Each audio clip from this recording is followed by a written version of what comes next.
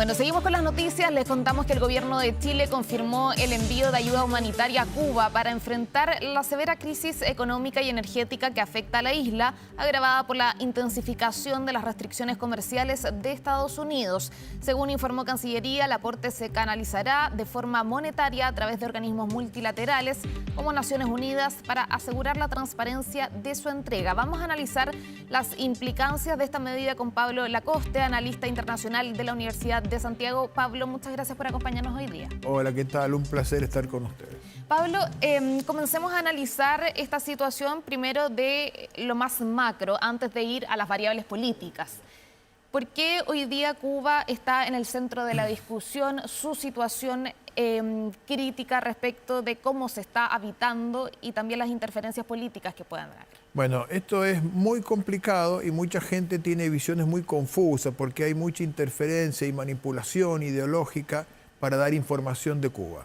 Vamos a lo fundamental. Hace 74 años Cuba está en dictadura. Vino un señor, Fulgencio Batista, dio un golpe de Estado en el 52, hizo una dictadura pro-norteamericana donde floreció la mafia norteamericana, dominaba los casinos, las grandes empresas norteamericanas tenían una hegemonía brutal y eso duró 7 años con un gran hartazgo y una gran pérdida de legitimidad y mucha represión financiada por Estados Unidos. Ahí vino Castro, dio el golpe de Estado, la revolución del año 59 y puso otra dictadura. Cuando él hizo la campaña para la revolución, juró que iba a poner en vigencia la Constitución Nacional de 1940, iba a llamar a elección y iba a venir la democracia en Cuba. Pero nunca cumplió eso, o sea, falsificó su gran promesa revolucionaria.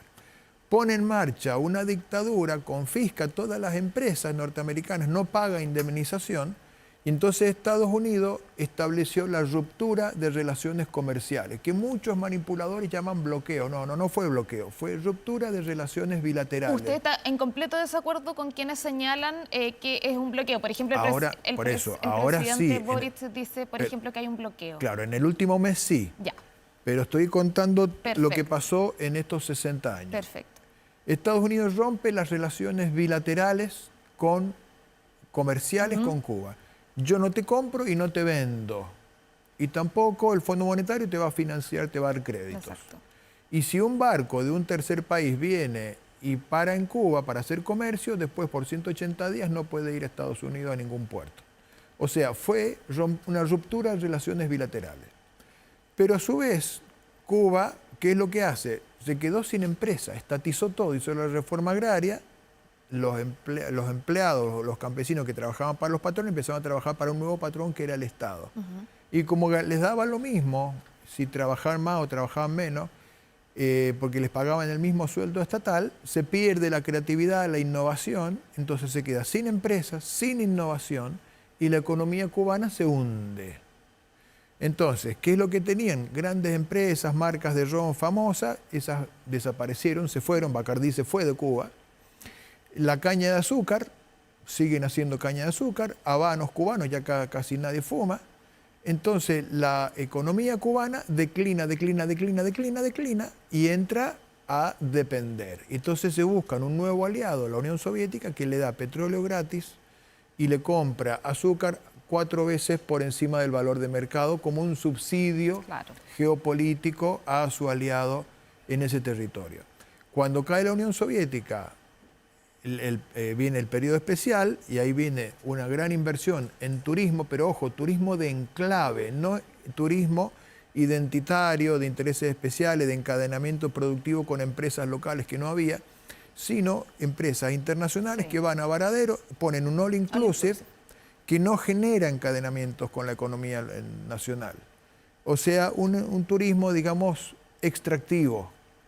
Bueno, todo eso declina también después, sobre todo después del COVID. O sea, Cuba logró sobrevivir con el turismo, llegó a tener 4,5 millones de turistas al año, casi como todo Chile, pero después declinó y el año pasado recibió apenas 1/3 de eso, y ahora menos. Dentro de esto hay que ver también cómo se amplió el campus político de Cuba fuera de Cuba, en Miami. Se fueron 3 millones de cubanos, o sea, 1/3 casi de la población cubana se fue a vivir fuera de Cuba, sobre todo Estados Unidos. Y allá anidan y generan un polo de gravitancia política, sobre todo en el Partido Republicano, que ahora ha llegado al poder con Marco Rubio, que es hijo y nieto de cubanos. Sí.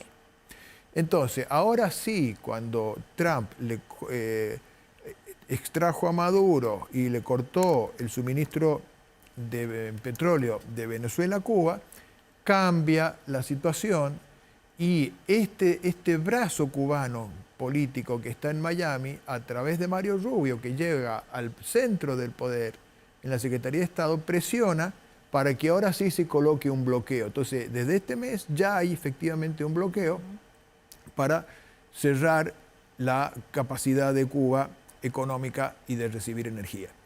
Pero ya la economía cubana ya había ido a la baja y era un problema totalmente deficitario, y por eso Cuba es hoy el país más pobre de América. O sea, el salario promedio es de $10 por mes. Pablo, ya estamos en un punto de inflexión porque las últimas declaraciones, que son declaraciones que claramente uno no esperaría o no esperaba, de Díaz-Canel, cuando señala que Cuba está dispuesta a un diálogo con Estados Unidos. ¿Cómo se analiza eso respecto de lo históricamente político que se ha visto Cuba con Estados Unidos? Bueno, a ver, Díaz-Canel en sus últimas declaraciones reconoció el desastre económico que tiene Cuba, no de ahora, sino generado por mucho tiempo, y no le alcanza, no tiene recursos, no genera alimentos, no tiene energía, no tiene nada. Y ahora entonces sí se está abriendo a una negociación diplomática con Estados Unidos, de la cual hay conversaciones secretas que obviamente no van a salir a la luz pública hasta que se terminen con algún acuerdo concreto, pero se estaría buscando una negociación de crear un poder que pueda sacar a la dictadura y conducir una transición sin caer en la anarquía ni en la guerra civil. Eso es lo que se estaría negociando con un familiar de los Castro, que es un ingeniero comercial que vive en México y que tiene posibilidades de cierta legitimidad por ser el sobrino nieto de Fidel Castro. Podría ser una figura en consonancia con cubanos en el exilio en Miami y con supervisión del gobierno norteamericano, podrían conducir una especie de transición. Eso es lo que se está negociando en este momento. Ahora, dentro de lo que ya estamos viendo, la situación actual que está viviendo los cubanos, también empezaron a surgir estas ayudas, ¿no es cierto?, de distintos países de la región, México, lo veíamos ayer en el caso de Chile. Esto viene a ser más una medida, por así decirlo, parche frente a una situación tan compleja. Finalmente es como, yo pongo parte de lo que puedo aportar, digamos, pero dentro de la región el diálogo político no ha funcionado mucho, que fue un poco también lo que se criticó en el caso de Venezuela, que no hubo un interés muy activo por parte de la política regional de llegar a una solución hasta lo que sucedió con Estados Unidos. Sí, América Latina ha quedado al debe porque no se ha hecho cargo de resolver ninguno de estos grandes problemas, ni hacer ninguna propuesta viable, ni nada. Aparte, es muy difícil dialogar con dictaduras totalitarias que violan sistemáticamente los derechos humanos, que tienen miles de presos políticos, que no se limitan en hacer asesinatos políticos. Entonces es muy difícil el diálogo con las dictaduras, es muy difícil, es muy complicado. Ahora, ya viendo y analizando lo que pasa y la situación que ha predominado en nuestro país respecto de la política y la relación con Cuba, ¿no es cierto? El día de ayer el gobierno anuncia que efectivamente va a efectuar una ayuda humanitaria. Y acá lo primero que sale respecto de este tema son las diferencias políticas, ¿no es cierto? Ahí se acusó por bastantes parlamentarios, autoridades de la centro derecha, de la democracia cristiana, que acá el gobierno se estaba siguiendo por las palabras del Partido Comunista, por las presiones del Partido Comunista. ¿Cómo se da también y se analiza el escenario nacional respecto de esta ayuda que da a conocer el día de ayer el gobierno? Sí, el gobierno está en una posición muy incómoda porque por un lado tiene cierta repugnancia de apoyar a una dictadura, pero por otro lado también tiene que tratar de mantener más o menos unida su coalición, y una parte de esa coalición está de acuerdo con la dictadura cubana, quiere apoyarla, saca declaraciones muy altisonantes en esa dirección, Y el gobierno ha tratado de buscar un camino intermedio. Bueno, le vamos a dar ayuda humanitaria, pero no directa, Claro. se la vamos a dar a través de UNICEF, que traten de que no vaya directamente al dictador, sino que vaya a través de la sociedad civil para ayudar al pueblo y no ser cómplices de una dictadura. Digamos, hay que comprenderlo. Son a veces necesidades políticas porque si no se le desarma todo, se le rompe los acuerdos y los equilibrios en el Parlamento y tienen que tratar de terminar la fiesta lo más entero posible. Hay que comprenderlo un poco en esa posición, ¿no? Ahora, Pablo, según tu opinión, ¿tú crees que esta ayuda que se ha anunciado por parte del gobierno podría afectar de alguna forma eventualmente la candidatura de la expresidenta Michelle Bachelet a la Secretaría General de Naciones Unidas por ir o contravenir de alguna forma quizás las actuaciones de Estados Unidos o quizás incluso generar una tensión con el gobierno entrante de José Antonio Kast, que es quien finalmente tiene que ratificar si Michelle Bachelet o no va a recibir su apoyo para esa candidatura? Y es muy difícil. Es muy difícil moverse en estas arenas movedizas tan complicadas con intereses tan contrapuestos. El gobierno necesita la figura de Michelle Bachelet porque genera un gran efecto de unión de todo su sector y de sectores independientes de Chile que siguen teniendo un vínculo emocional y de reconocimiento por Michelle Bachelet. Claro. Eso es valioso. Y a la oposición, que va a asumir el 11 de marzo, no se le va a hacer tan fácil decir, bueno, vamos a ir totalmente en contra de Michelle Bachelet, porque es como una figura emblemática de la nación. Entonces, es una situación complicada.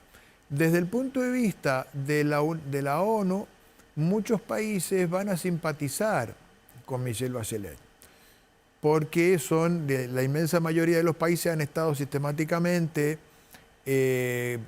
aprobando en la Asamblea General de Naciones Unidas una resolución en contra de esta decisión que durante 60 años Estados Unidos ha tenido de romper vínculos comerciales con Cuba. Eso ha sido inmensamente mayoritario.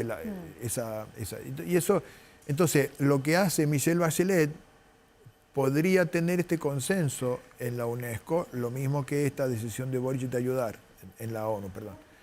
El problema es que los votos decisivos son los del Consejo de Seguridad, que son los que tienen, sobre todo los miembros que tienen poder de veto. Y ahí el poder de Estados Unidos es muy grande.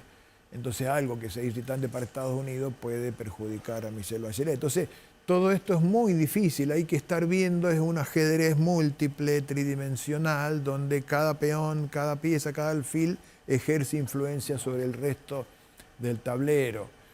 Ahí tenemos que estar viendo qué efectos va a haber. De todas maneras, en forma real y efectiva, este apoyo que pueda hacer el gobierno de Boric a la situación de Cuba es principalmente simbólico.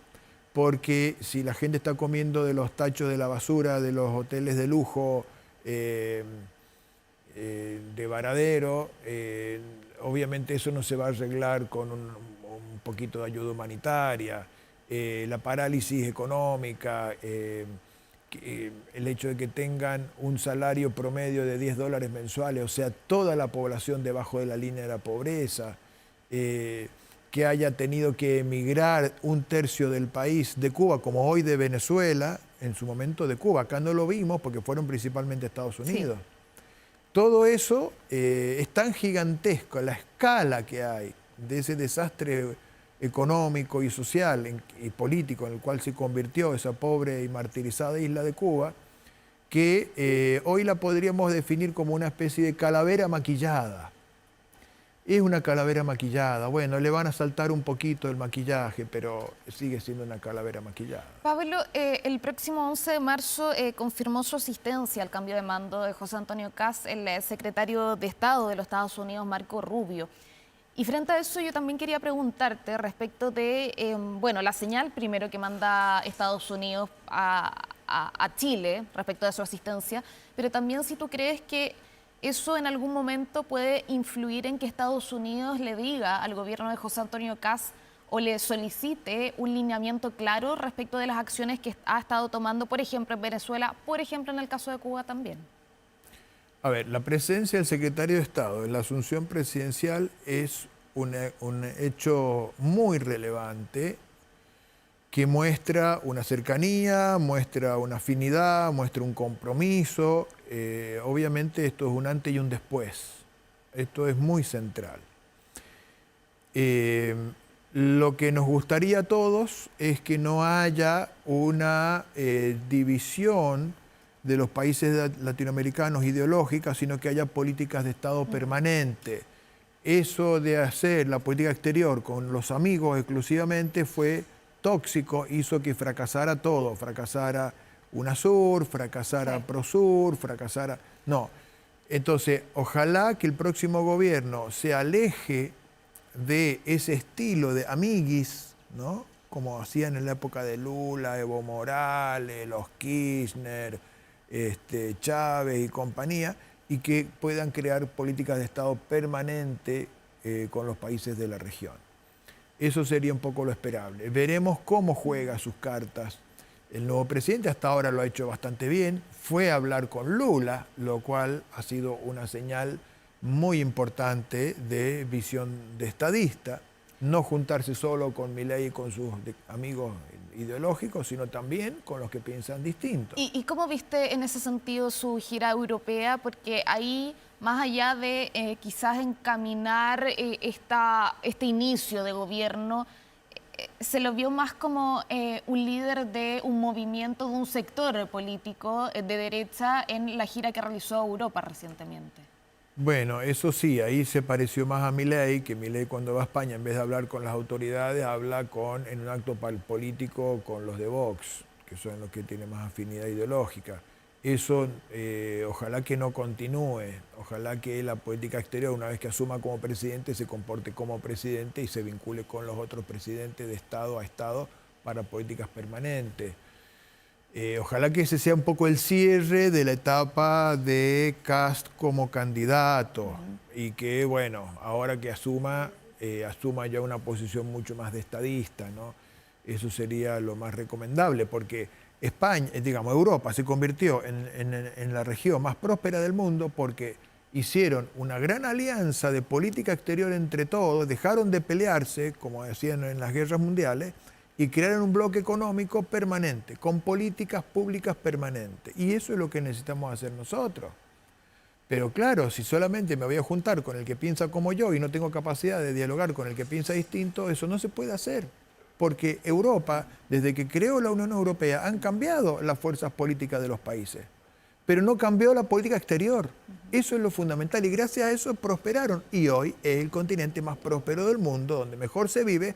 Por eso toda esta migración masiva, toda la gente quiere ir a vivir a Europa. Millones y millones y millones. ¿Por qué? Porque se vive muy bien. ¿Y cómo lo construyeron esa prosperidad? Con política exterior de integración permanente. Ojalá que esa sea la tónica desde que asuma el 11 de marzo, ¿no? Bueno, vamos a empezar a analizarlo en unas semanas más. A Pablo Lacoste, analista internacional de la Universidad de Santiago, le agradecemos por acompañarnos acá durante esta mañana. Que esté muy bien.